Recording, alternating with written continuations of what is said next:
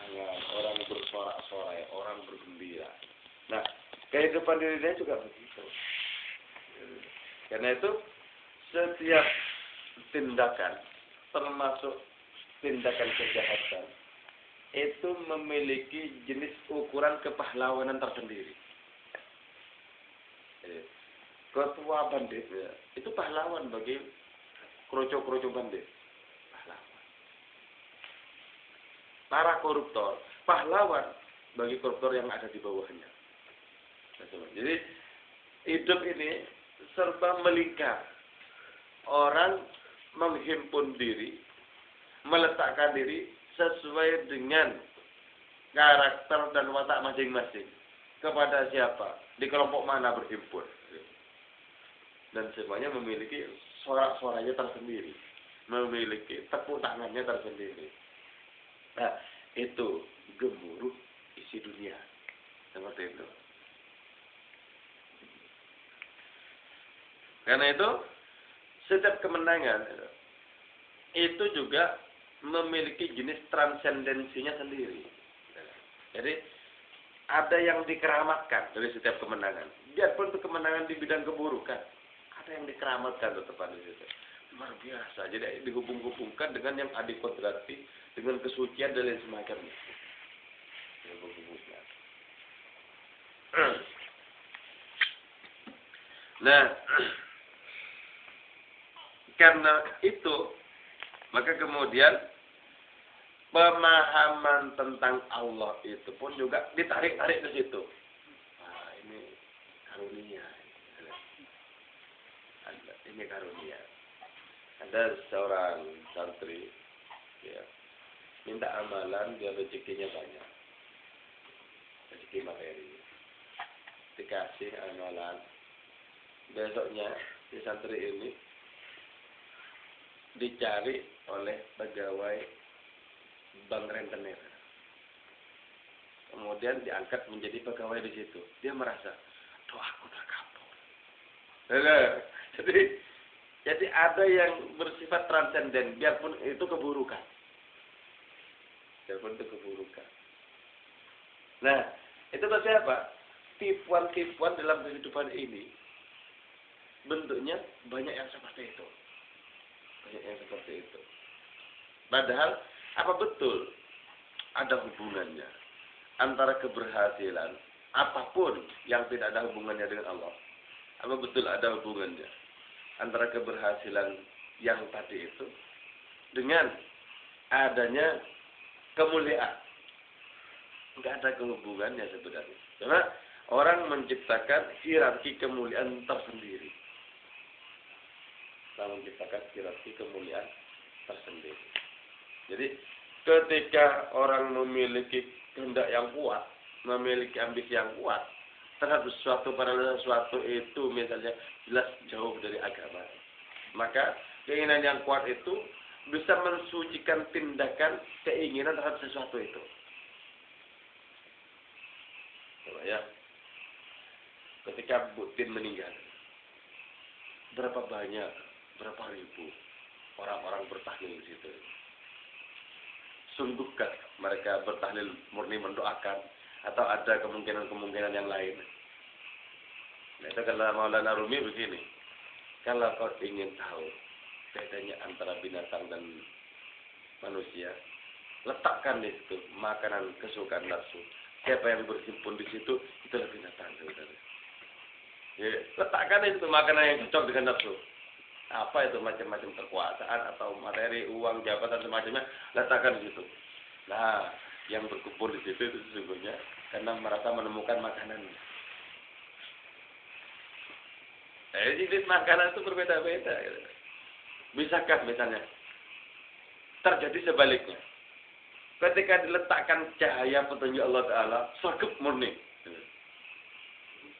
Nah itu kan, ternyata betapa sangat tidak imbangnya dalam kehidupan sekarang ini. Di mana orang bisa dengan sangat antusias, sangat sergap untuk berkumpul, mendapatkan sesuatu yang sesuai dengan makanannya secara jasmani. secara materi dan semacamnya, tapi betapa tidak mudahnya sergap untuk berkumpul agar mendapatkan makanan rohani. Lalu, misalnya gini, gampang loh saudara. Mau bikin pengajian yang jumlahnya ribuan, gampang kalau ada adanya. Bang, tinggal koordinat, gampang. Yang penting orang itu merasakan ada yang ditemukan dan cocok untuk seleranya, gampang.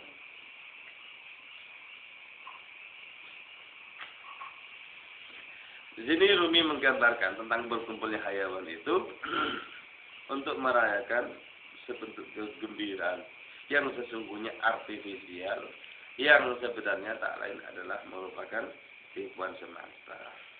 Karena itu dikatakan oleh hayawan-hayawan itu, engkau penguasa dari langit atau sesungguhnya jin yang pengangguran. Nah, terus pendukungnya itu menyatakan, tidak, engkau adalah penguasa kematian dalam kaitannya dengan harimau yang sial itu. Yang kanan itu. Penguasa kematian. Jadi, hidup ini seringkali dibangun di atas logika menang-menangan loh. Dan tanpa terasa, menang-menangan itu juga seringkali merasuk ke dalam wilayah rohani. Kira-kira tinggi siapa aku sama dia? Masuk. Kira-kira alim siapa? Diam-diam. Nah, ketika diam-diam masuk, itu sesungguhnya sudah mengeruhkan rohani setiap orang. Karena itu dalam jalan rohani, tekan batin kita serendah-rendahnya sampai tak bernilai, bahkan nilainya hanya seperti debu. Tekan, depresi. Sehingga tidak ada kecongkaan. Sebab selama tidak sanggup kita tekan, sangat mungkin muncul kecongkaan, baik diungkapkan maupun tak diungkapkan. Muncul dari kecongkaan, diungkapkan maupun tidak. Walaupun tidak diungkapkan, tapi diam-diam kita memandang diri lebih besar ketimbang siapapun, itu sesungguhnya kecongkaan sudah nyata di situ. Ketakaburan sudah nyata. Tekannya. Kau tak berarti, katakan begitu. Pastikan segala sesuatu yang berarti bukanlah milikmu. Pastikan segala sesuatu yang mulia adalah milik Allah Ta'ala semata. Tekan. Sebab sekali kita tidak menekan kecongkaan nafsu kita itu, maka dia akan mendongakkan kepalanya lagi. Jangan dikira nafsu itu mati. Dia cuma pingsan atau pura-pura mati. Kalau sudah dikasih makanannya, dia akan bangkit lagi. Makanannya bangkit lagi dikasih makanannya. Ini makanan. Nah, pujian-pujian seringkali berupa makanan bagi bangkitnya kecongkaan itu. Puji sama orang. Sebenarnya pertama kali nggak mempan. Kok lama-lama dipuji terasa pantas juga melihat ke dalam diri. Iya. Bangkit itu sudah mulai bangkit. Ular itu mulai bangkit. Ya, terus setelah dikukuhkan oleh para pengikutnya, maka semakin menjadi-jadi. Semakin menjadi-jadi ketertipuan sekaligus kesombongan si Arnab, si kelinci itu tadi. Dia mengatakan, laqad kana ta'yidan ilahiyan ayyuhal ulama. Ini betul-betul dikukuhkan oleh Tuhan, wahai para pembesar di kalangan hewan-hewan. Jadi, menjadi beruntung seperti ini dikukuhkan oleh Tuhan. Ta'yidan ilahiyan.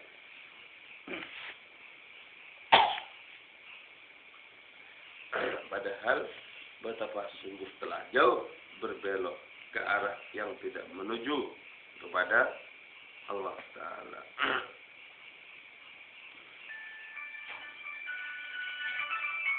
Allah telah memberiku kekuatan. Allah memenuhi hatiku dengan cahaya. Dan cahaya hati menjadikan tangan dan kakiku menjadi kuat.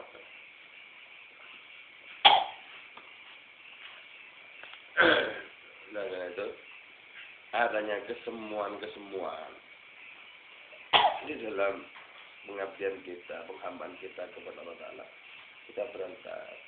Boleh jadi ya, kita ini seperti sungai yang sebenarnya banyak kotoran, cuman karena tidak diupuk-upuk kelihatannya itu jernih airnya. Ketika diubuk-ubuk ke dasarnya, ternyata tidak hanya lumpur, air juga ada di situ. Apakah ubuk-ubuk itu? Itu ujian sebenarnya. Ubuk-ubuk. Ujian bisa berupa pujian, bisa berupa cercaan, bisa hal yang manis, bisa hal yang pahit. Nah, kalau ternyata ketika diubuk, ternyata itu masih jernih, itu berarti sudah mulus. Coba ya kisah Sayyidina Ali ketika berperang, perang tanding 1 lawan 1. Nah, di tengah-tengah peperangan, si Yahudi ini meludahi wajahnya Sayyidina Ali. Jadi langsung, dah berhenti. Tersinggung si Yahudi ini. Kau mengira aku bukan lawanmu. Kau menyepelekan aku dalam perang tanding 1 lawan 1 ini. Dan dia bilang, bukan begitu kawan, bukan begitu. Ketika kau tadi meludahi wajahku, aku khawatir terhadap diriku sendiri. Jangan-jangan aku berperang denganmu atas dasar nafsuku karena sudah dihina-hina, karena diludahi itu. Karena saya hentikan. Jadi, untuk sedikit saja ada kekeruhan, Sayyidina Ali itu nggak mau. Nggak kekeruhan. Tidak kemudian diropel antara li'la kalimatillah dan harga diri yang merasa terlecehkan. Allahu Akbar, mukul, Bu. Enggak diropel begitu. Kalau tak jelas, kalau masih ada satu titik debu ketidaktulusan, dihentikan.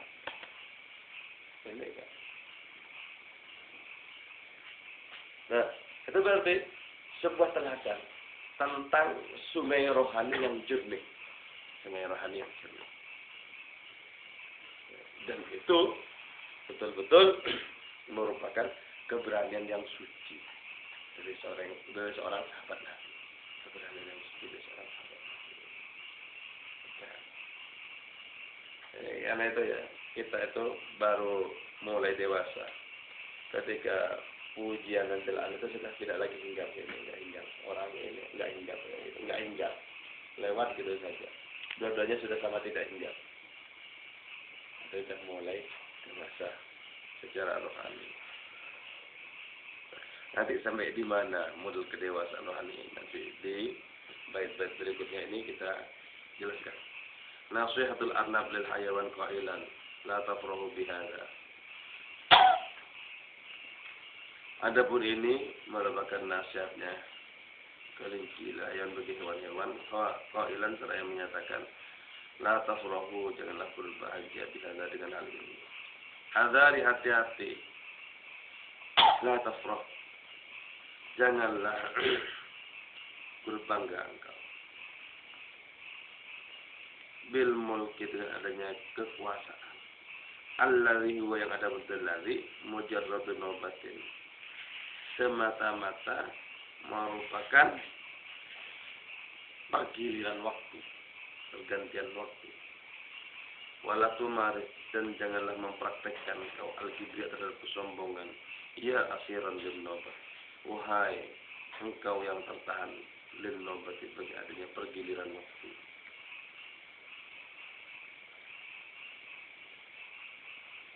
Wadzalikal ladzi, adapun orang yang sejiyang manenun itu ladzi mulku terhadap kekuasaan ladzi a'la, kepada lebih tinggi minan naubati watur, dari adanya pergiliran dan pergantian waktu.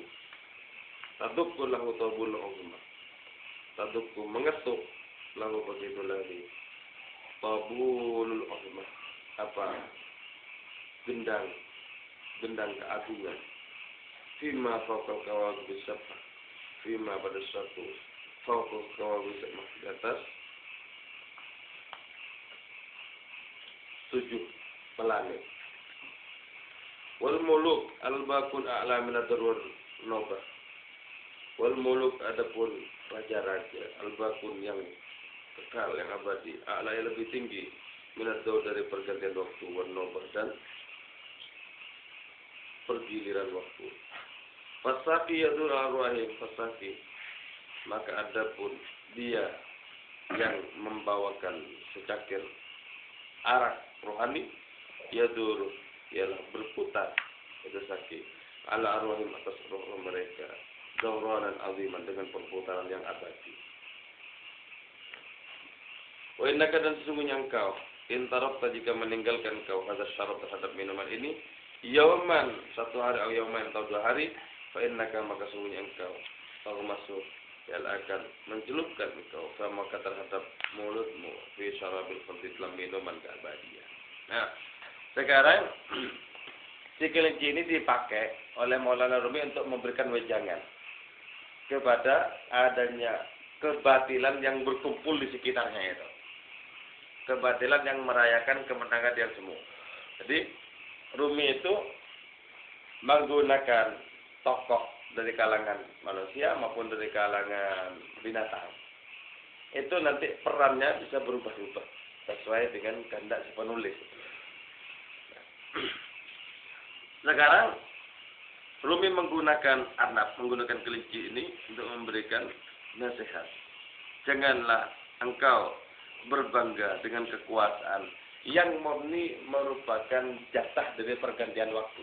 Jadi kan waktu mengalir ini memberikan ekses atau akibat-akibat. Orang yang dulu tidak beruntung karena waktu berputar lama-lama beruntung. Orang yang dulu beruntung berputar lama-lama tak beruntung, terus begitu pergantian.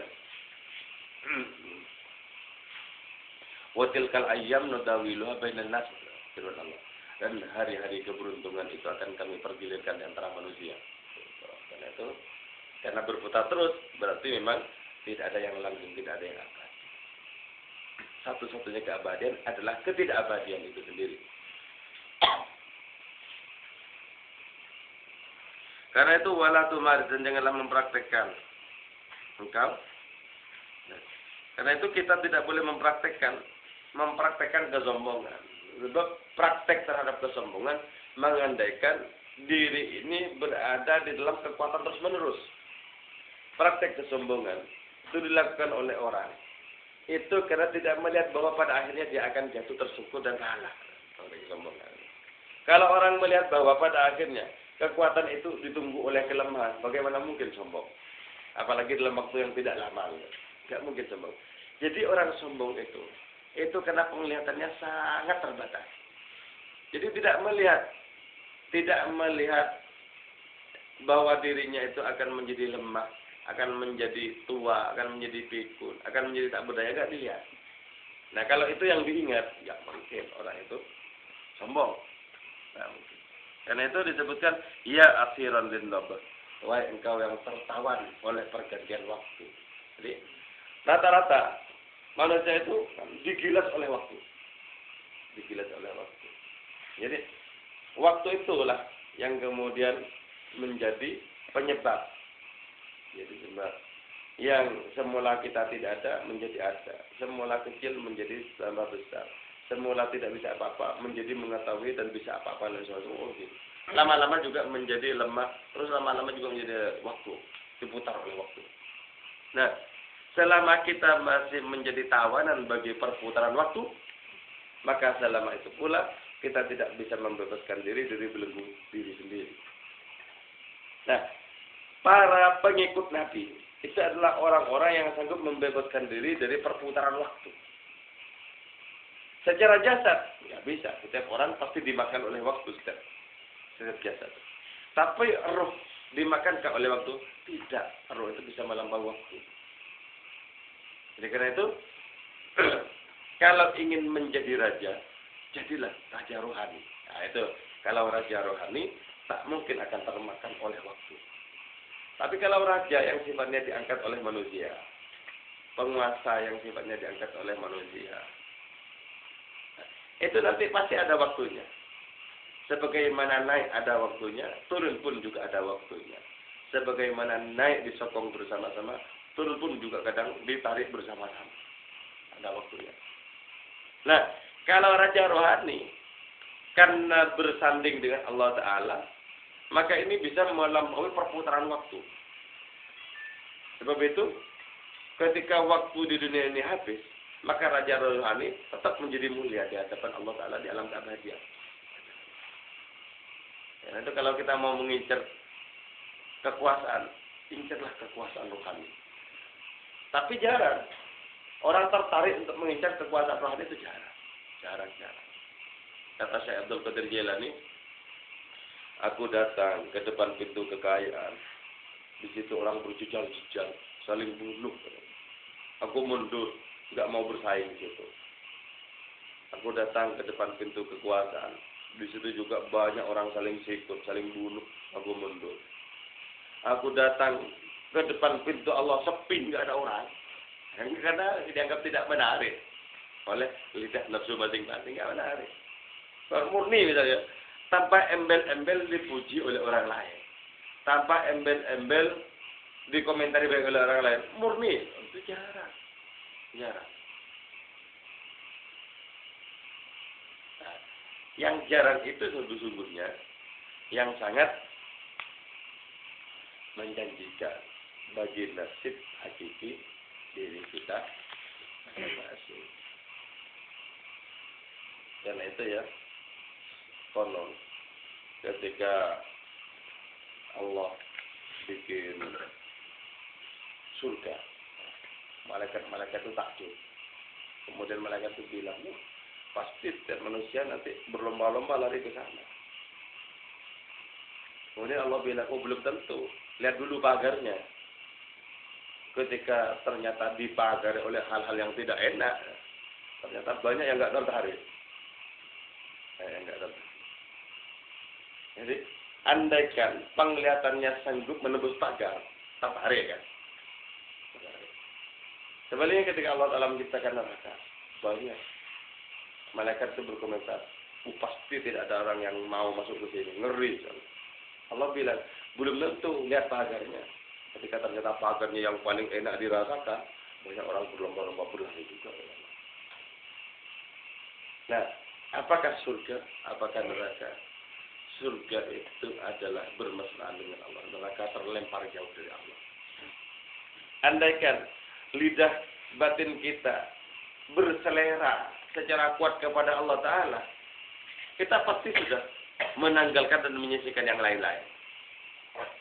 Tapi ketika lidah batin kita tak kuat berselera kepada Allah Ta'ala, maka kita menjadi ajir-ajir di hadapannya. Seperti orang yang sedang maju mundur, nggak berlari sekalian. Padahal yang berlari itu adalah as-sabiqun al-awwalun, wa minhum sabiqun bil khairat, bismillah. Di antara mereka hamba-hamba Allah, sabiqun, ada orang yang berlari mendekat kepada Allah Ta'ala. Terus, wa minhum muqtasid, ada yang memang setengah-setengah, kadang berlari, kadang istirahat lama. Yang tidak kalah juga banyak. Faminhum zalimun li nafsi, ada yang zalim kepada dirinya sendiri. Itu enggak sama sekali enggak berlari, langsung tidak mengindahkan.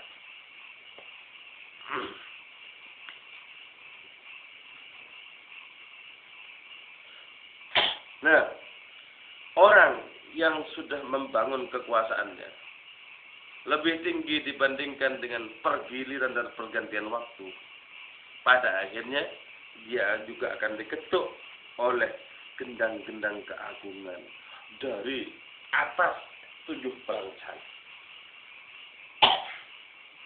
Artinya apa? Biarpun seolah-olah orang itu digerukung kuasaannya dari berbagai macam penjuru, nanti tetap saja takdir Allah Ta'ala dari balik segala sesuatu akan datang untuk mengetuk kesadaran orang ini. Dan akhirnya orang ini tahulah bahwa apa yang dikuasainya, yang dimilikinya tidak akan pernah menjadi abadi. Nah, karena itu banyak yang terbalik ya. Banyak para sufi yang kelihatannya itu jembel, tidak berharga, sesungguhnya adalah raja di hadapan Allah Ta'ala. Banyak yang kelihatannya raja, itu sesungguhnya jauh lebih budak ketimbang budak. Budak bagi apa? Bagi nafsunya sendiri. Memang kelihatannya gagah, karena bisa memerintah, memaksa orang lain semacamnya, sepertinya itu merdeka, leluasa. Tidak padahal. Karena itu ya, para sufi itu ingin untuk tidak ingin. Kenapa? Di antara 1000 keinginan mungkin hanya satu yang hakiki. Ingin untuk tidak menguasai. Sebab menguasai itu dikuasai oleh rasa kekuasaan. Serba ini. Karena itu dipastikan.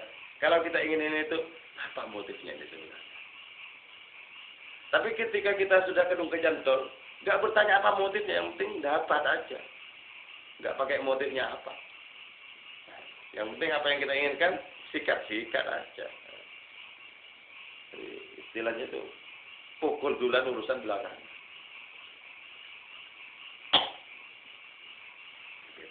Jadi, ketika sangat kuat keinginan,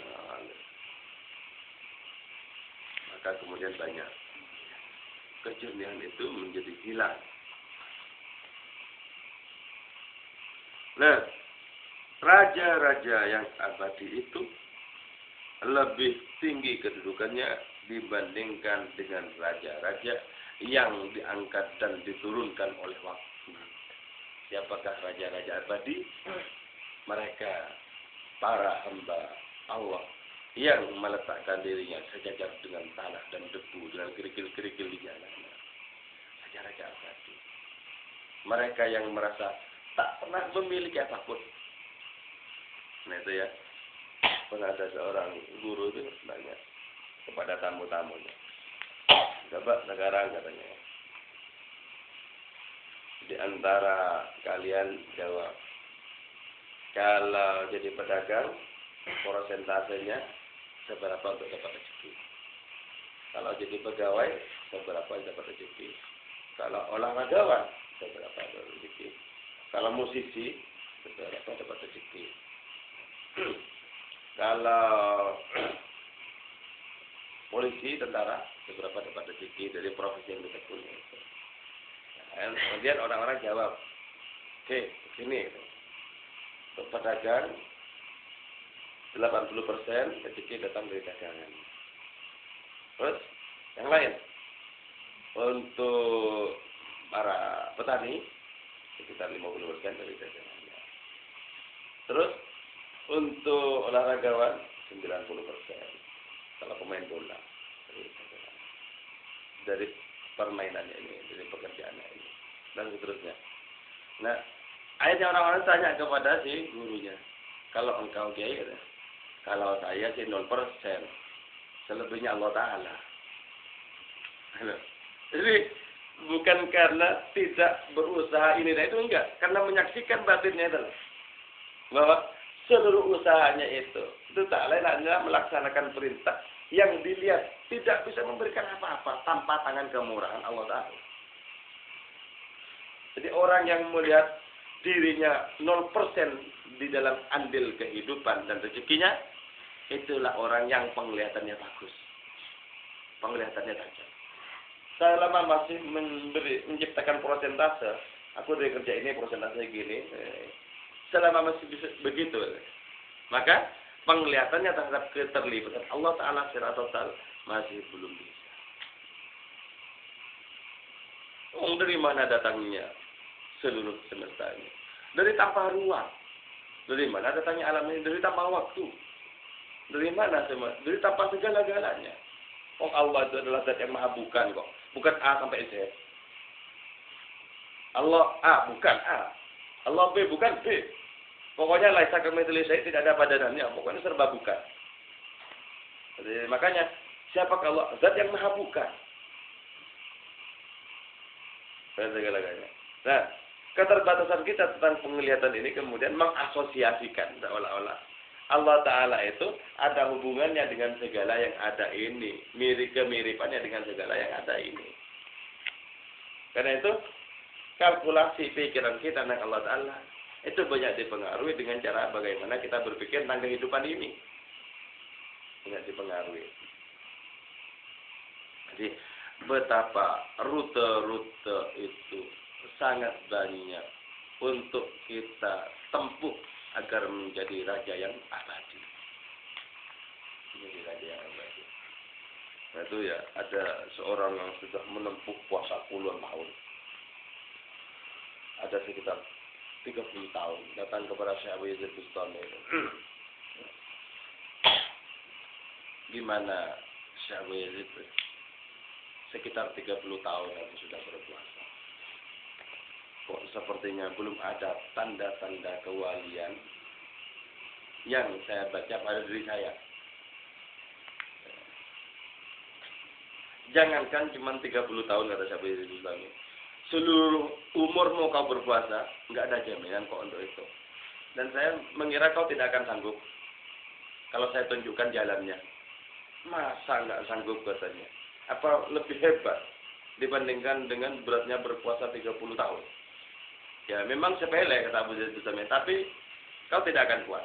Lo gimana sih? Gampang, coba gini aja. Pakaian kebesaranmu kau ganti. Ganti yang paling compang-camping. Setelah itu kau berjalan ke alun-alun, ke pasar-pasar, kemana-mana.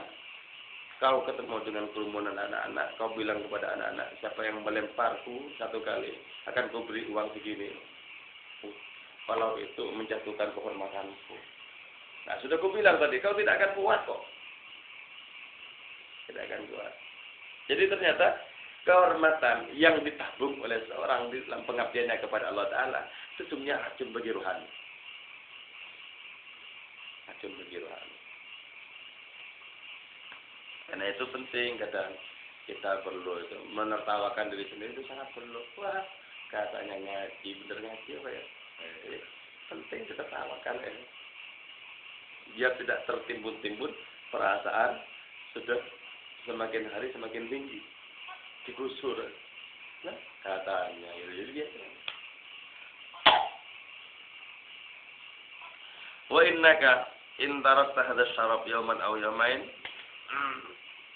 engkau jika meninggalkan minuman ini, minuman kefanaan, minuman kesementaraan, minuman tipuan ini 1 atau 2 hari, engkau berarti akan meletakkan bibirmu di minuman keabadian.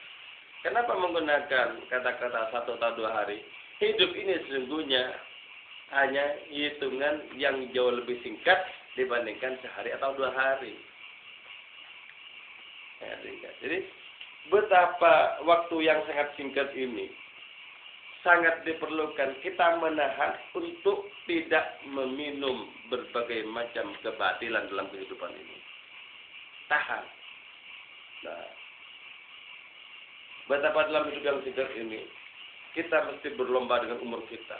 Ada kebaikan langsung kita sekep mungkin. Ada kebaikan langsung mungkin. Karena kita juga tidak tahu sampai di mana batas akhir kita.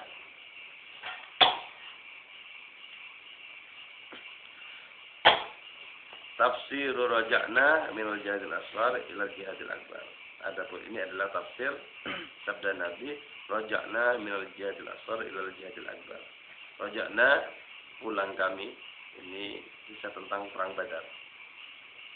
Raja'na pulang kami minal jihadil asghar, dari jihad yang kecil di perang Badar ila jihadil akbar menuju jihad yang lebih besar. Ayyuhal uzama, wahai para pembesar. Laqad qatalna, sungguh telah kami memerangi khasman terhadap musuh kharija wujudina yang berada di luar wujud kami. Wa baqiya khasmu akhtaru minhu. Wa baqiya khasmun, dan masih tetap khasmun apa musuh akhtaru yang lebih mengkhawatirkan minhu dari khasmun kharija wujudina. Yukimu yang menetap itu khasmun akhtar fi bawatina, di batin-batin kami. Betapa sering kita berperang keluar. Jadi kita mempertahankan harga diri ketika diajak oleh orang. Jadi kita serba tegas keluar. Sebagaimana dalam peperangan fisik gitu. Tapi betapa masih bersemayam dengan kuat di dalam batin kita musuh yang lebih membahayakan. Jadi musuh keluar seringkali kita atasi. Seringkali. Tapi musuh ke dalam, betapa tak gampang kita atasi. Musuh di dalam ini. Apa musuh di dalam? Ya jelas. seluruh orientasi, seluruh keinginan, segala cita-cita, bayang-bayang yang tidak ada hubungannya dengan Allah Ta'ala.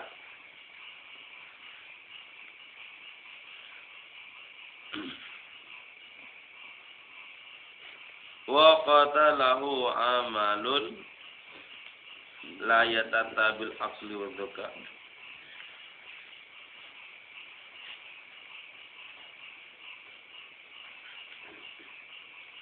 Wa qatalah dan memerangi kepada itu khasmun akhar amalun apa amal la yatata yang tidak mungkin itu amal bil akli dengan akal dekat dan kecerdasan.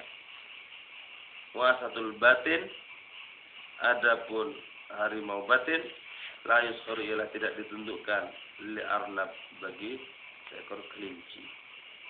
Jadi untuk bisa mengalahkan musuh dalam batin diri kita, nggak mungkin hanya menggunakan akal dan kecerdasan, nggak mungkin. Kalau di luar iya, musuh di luar kita menggunakan akal, kecerdasan, kekuatan otot dan lain semacamnya. Tapi kalau di dalam, nggak bisa hanya menggunakan akal dan kecerdasan. Di dalam murni kita perlu menggunakan ketulusan. Di dalam murni kita perlu menggunakan niat lillahi ta'ala. Di dalam murni kita membutuhkan kebersamaan dengan Allah Ta'ala.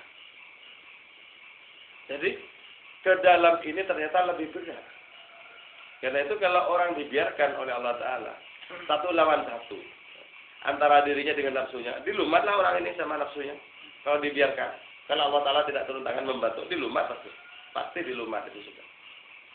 Nah kalau sampai orang menang terhadap nafsunya, itu karena Allah berada di pihak orang itu sebagai penolong. Dan agar Allah menjadi penolong, orang ini wajib merasakan ketidakberdayaan dirinya sendiri. Selama masih mengandalkan diri sendiri untuk bisa mengalahkan nafsu-nafsu dalam batin, selama itu pula kemenangan tidak akan pernah tercapai. Jadi, itu murni merasa tak berdaya itu sangat diperlukan. Nah itulah hikmahnya. Kenapa Allah menciptakan setan? Agar manusia dengan perasaan tak berdaya mohon pertolongan kepada Allah Ta'ala. Kenapa Allah menciptakan nafsu? Agar dengan perasaan tak berdaya langsung berisut mengemis pertolongan kepada Allah Ta'ala. Jadi, kan itu disebutkan asadul batin la yusharil anam. Kalau beberapa waktu yang lalu dijelaskan bahwa harimau itu ditundukkan oleh tipu daya kelinci, maka harimau di dalam batin nggak mungkin dengan mudah ditunjukkan hanya oleh seekor kelinci. Nafsu kita yang mengaum laksana harimau dalam batin tidak bisa dikalahkan oleh diri kita sendiri yang tak lebih sebagai seekor kelinci itu. Tak bisa. Kenapa? Fahadhin nafsu jahimun, maka adapun nafsu ini jahimun ialah neraka jahim. Wal jahim adapun jahim itu af'a ialah ular raksasa.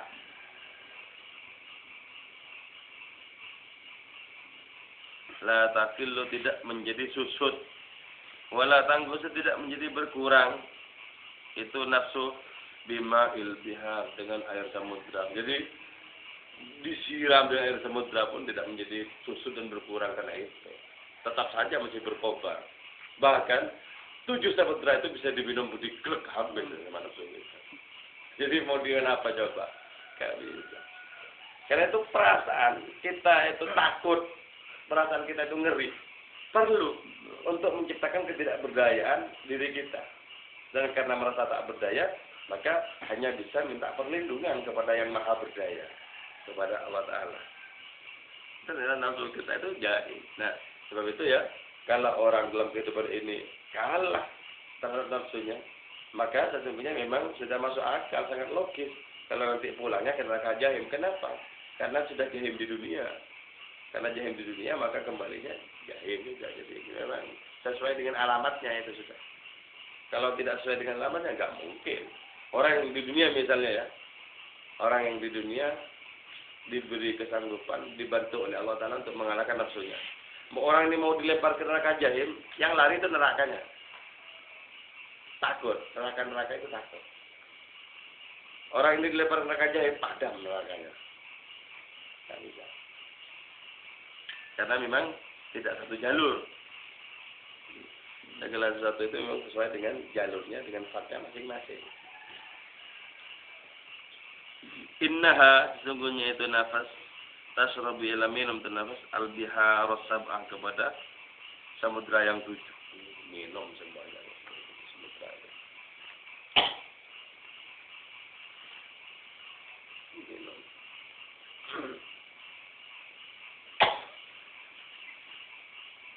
Apakah samudra yang 7? 5 panca indera, hati dan akal itu bisa dilumat sama nafsu. 5 panca indera, tambah hati, tambah akal, dilumat. Karena kalau sudah dilumat, orang itu akalnya tulus.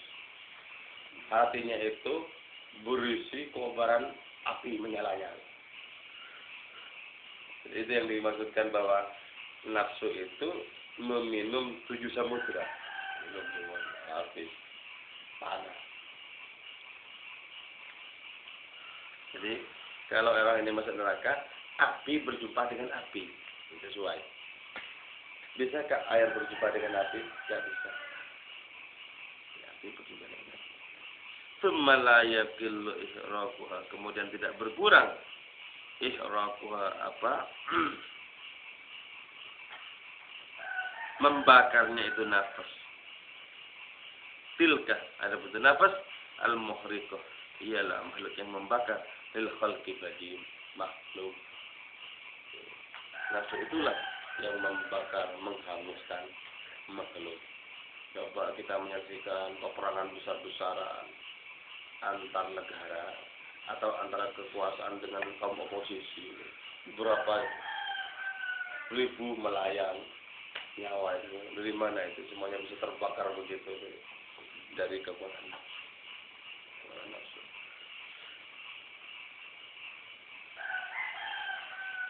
Nah karena itu wal hijaratu, adapun batu-batu wal kufar dan orang-orang kafir, wal qulubil hajariyah yang memiliki hati-hati yang berwatak batu, yadkhuluna yalah masuk mereka kepada itu jahim, masakin khajilin, seraya dalam keadaan miskin, papa khajilin, dalam kondisi malu. Ya, jadi yang masuk ke neraka itu adalah mereka yang berwatak batu hatinya, karena sudah dikeraskan oleh kobaran nafsu. Masuk, ketika masuk itu dalam kondisi miskin, papa dan malu. Kenapa merasa miskin, papa dan malu?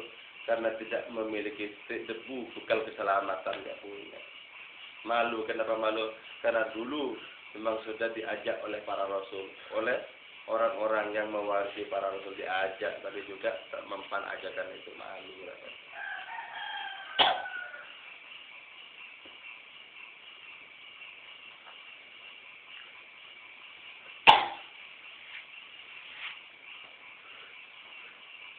Fala taskuna badan bihadzal ghidha hatta yukhatibaha al-haqqu bihadzal nida.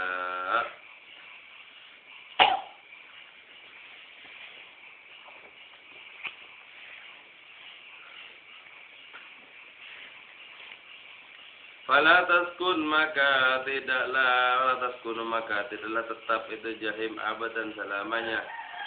Bihadzal ghidha, dengan makanan ini, hatta yukhatibah, hingga berfirman kepada itu jahim al-haqqu, sifat Allah yang benar, bihadzal nida, dengan panggilan ini, hal syabih, apakah engkau kenyang?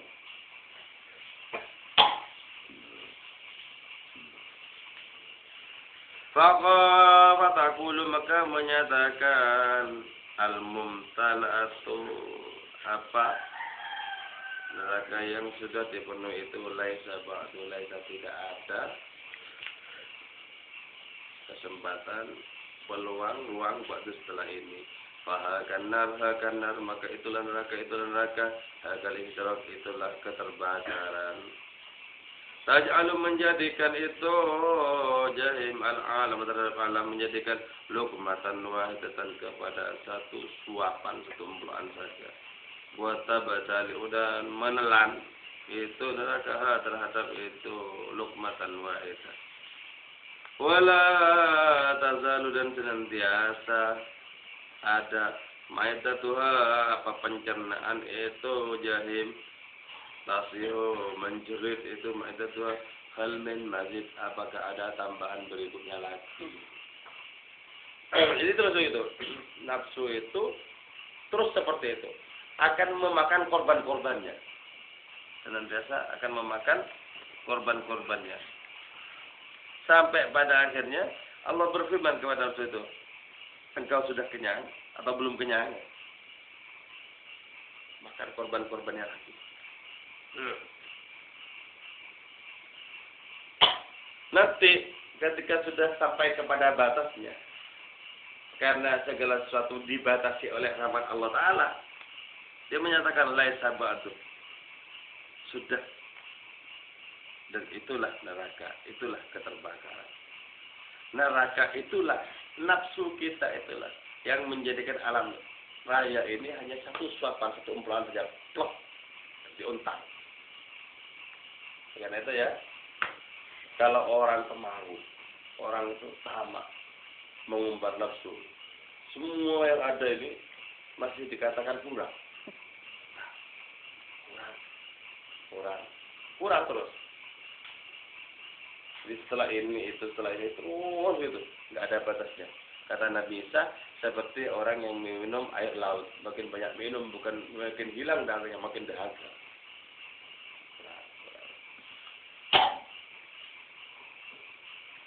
Nah, karena ngemplok alam raya itu hanya sekali telan, maka pankreasnya, pencernaan neraka itu bilang, hal min mazid, ada tambahan enggak?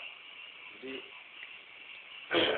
kalau ada tambahan, mungkin masih ada tempat yang bisa dimasuki, ada tambahan juga. Nah, nanti berhentinya di mana? Oh ya Allah, dan meletakkan al-haqqu, siapa Allah yang benar alaiha atas itu jahim qadamahu terhadap kakinya Allah. Minallah, makan dari luar segala ruang. Wa anidza, dan pada saat itu taskunu, menjadi tenang, menjadi tidak bergejolak, menjadi diam, itu neraka jahim min kun sakana, dari kun fayakunnya Allah Ta'ala. Jadi nanti ya, neraka itu akan menjadi tidak berkobar ketika Allah Ta'ala meletakkan kakinya di situ. Neraka kemudian bilang, kataku loh, cukup. Artinya waktu itu sudah tidak berfungsi membakar. Karena itu tumbuh pohon jarjir. Nah, di dalam diri kita juga sama begitu. Ketika di dalam diri kita itu serasa neraka karena nafsu berjingkrak-jingkrak, karena nafsu melumat dan membakar segala-galanya, Allah Ta'ala menurunkan kaki pertolongannya, di saat itu kemudian kita menjadi tentram dan bisa mengalahkan nafsu itu. Karena itu gak mungkin orang mengalami kemenangan rohani kalau tanpa bala bantuan dari Allah Ta'ala. Innal muluka idza dakhalu qaryatan afsaduha wa ja'alu 'izzata ahliha adillah wa kadzalika yaf'alun. Sungguhnya raja-raja rohani dia itu Allah Ta'ala. Idza dakhalu qaryatan, ketika masuk dalam sebuah diri manusia, afsaduha, maka raja-raja rohani ini akan mengobrak-abrik, akan menghentikan keburukan diri. Bukan, langsung berhenti keburukan diri hilang. Ambisi angkara murka itu berubah menjadi keinsafan. Nah, di saat itu kemudian neraka seseorang itu berhenti sudah. Karena itu kalau kita rasakan masih ada benih-benih neraka, kita mohon kepada Allah Ta'ala. Kita juga berusaha, ya Allah, utuslah raja-raja rohanimu untuk menghentikan benih-benih neraka dalam diri ini. Nah, ketika muncul keinsafan, orang secara otomatis bersentuhan dengan keabadian. Karena keinsafan itu tidak ada permulaannya, sebagaimana juga tidak ada akhirnya.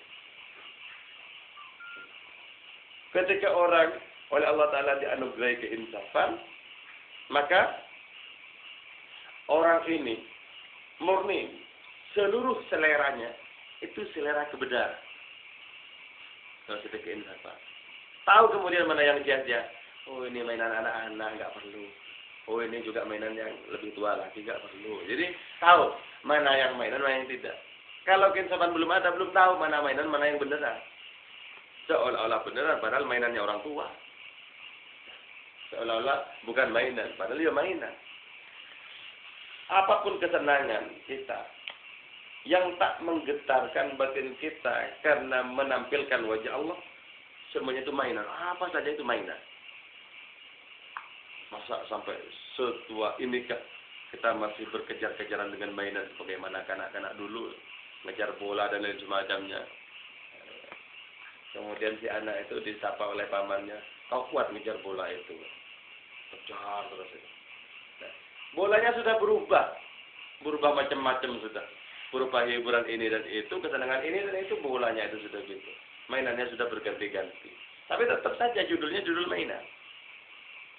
Judul mainan. Hanya yang murni menampilkan wajah Allah lah yang bukan merupakan mainan. Karena itu, kalau mainan itu cepat rusak, boleh jadi orang ganti mainan yang lain, boleh jadi orang itu insaf. Ternyata mainan tidak perlu. Tidak perlu. Kalau berganti dengan mainan yang lain, berarti kedewasaan belum dicapai. Kalau mulai berpikir tidak perlu mainan, berarti kedewasaan akan diperoleh. Allah Ta'ala meletakkan kakinya dari luar segala ruang. Nah, demikian juga raja-raja rohani yang diutus oleh Allah Ta'ala itu tak tertampung di ruang. Allah Ta'ala mengutus dari ketak terhinggapan, Allah Ta'ala sendiri diutus. Nah, sebab itu ya, pastikan bedanya ya, antara amalan-amalan baik kita dengan pengaruh-pengaruh yang ada. Amalan-amalan baik kita berusaha, kita mengusahakannya, dan pengaruh-pengaruh itu murni pemberian Allah Ta'ala. Walaupun sesungguhnya amalan baik juga pemberian Allah Ta'ala, tapi itu kita usahakan. Nah, kalau ada pengaruhnya yang menyejukkan batin kita, itu sesungguhnya murni merupakan pemberian Allah Ta'ala. Allah memberikannya bersamaan dengan apa yang kita lakukan. Untuk apa? Untuk menguji jelikah penglihatan kita. Kalau penglihatan kita jelik, maka sesungguhnya tidak ada hubungan antara karunia dengan amal baik kita. Tidak ada hubungan. Kalau kita tidak jeli, maka kita berpikir sebab akibat. Karena aku melakukan kebaikan ini, inilah dampaknya. Cobalah berpuasa sedang cobalah begini. Aku rasanya kok enak, seolah-olah itu memiliki dampak. Tidak, padahal sesungguhnya Allah memberikan segala sesuatu tidak berhubungan dengan apa-apa, dengan siapa-siapa. Allah lah yang memberikan secara langsung. Itu penglihatan cara hakikat. Kalau penglihatan cara syariat, cara tarekat, iya memang. Allah memberikan lewat berbagai macam sarana itu. Allah memberikan lewat berbagai macam sarana. Orang yang penglihatan hakikat sudah murni menyaksikan Allah Ta'ala, tak lagi menyaksikan sarana-sarana itu selain hanya sebagai hiasan-hiasan dan bayang-bayang semata.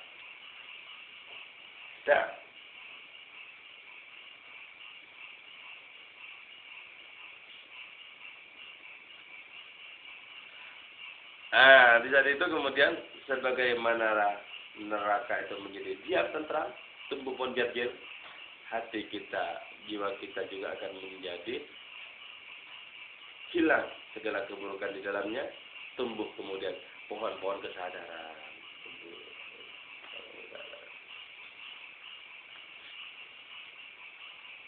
Karena itu kita belajar untuk membakar segala pohon yang lain di dalam hati kita, bakar saja. Semua pohon yang bengkok itu. Pohon yang bengkok adalah semua tujuan yang tidak terfokus kepada Allah Ta'ala. Pohon yang lurus adalah tauhid kepada Allah Ta'ala. Yang bengkok ditakdirkan untuk dibakar walaupun pohon jati. Bakar aja. Kita akan menyangka ini jati. Itu karena kita jatuh cinta kepada keinginan itu. Wah ini jangan ya. Kita kan jatuh cinta. Sehingga kita anggap itu berharga, bernilai, tinggi derajat itu macamnya. Pandanglah segala sesuatu yang Allah Ta'ala tidak memiliki derajat apa-apa. Sehingga kita tega untuk membakar yang bakar saja ini. Sebab kalau tidak kita bakar di sini, di dunia ini, maka nanti bakarnya di sana, di akhirat. Kalau sudah bakarnya di sana, ini sudah terlambat. Bakar ini biar di sana tidak pakai bakar-bakaran. Walamma kad nufusuna hadhi juz'an minal jahim. Walamma kana dan setelah ada nufusuna apa nafsu-nafsu kita. Hadhi ini juz'an ila bagian minal jahim dari neraka jahim. Fa inna hadhil ajza karena maka sungguhnya bagian-bagian ini daiman selamanya ma tattasimu ialah bersifat itu ajza bidab kulli dengan tabiat keseluruhannya allati tantami yang menjadi terhubung itu ajza ilahi kepada kul. Jadi nafsu-nafsu kita ini adalah juz'i, bagian dari keseluruhan. Keseluruhannya apa? Ya neraka jahim itu. Nah pasti yang namanya bagian itu tertarik kepada keseluruhan. Tertarik kepada keseluruhan. Anak-anak ayam itu tertarik kepada induknya. Nah, anggaplah nafsu manusia itu anak-anak ayam, neraka jahim itu induknya. Pasti nanti berkerumunnya ke sana, ke induknya itu.